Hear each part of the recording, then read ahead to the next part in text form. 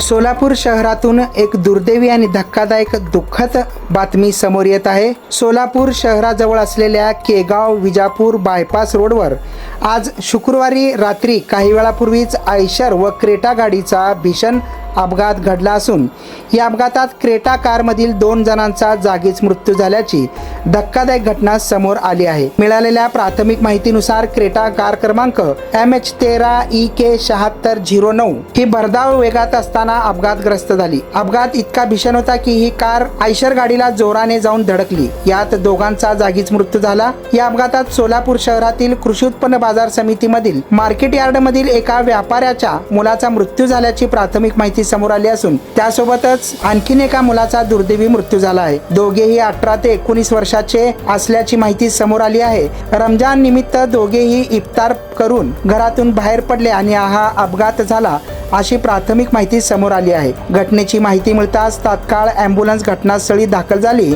पोलिसांनी आपत्कालीन पथकाने त्वरित मदत कार्य सुरू केले। दोन्ही मृतदेह पुढील तपासणीसाठी छत्रपती शिवाजी महाराज सर्वोपचार रुग्णालयात अर्थातच सिव्हिल हॉस्पिटलमध्ये हलवण्यात आले असून या भीषण अपघातामुळे परिसरात मोठी खळबळ उडाली असून पोलिसांकडून अपघाताचे नेमके कारण शोधण्याचे काम सुरू आहे। अधिक तपशील अद्याप समोर आलेला नसून मात्र नातेवाईकांनी सिव्हिल हॉस्पिटलमध्ये मोठ्या प्रमाणात गर्दी केल्याचं पाहावयाला मिळालं आहे।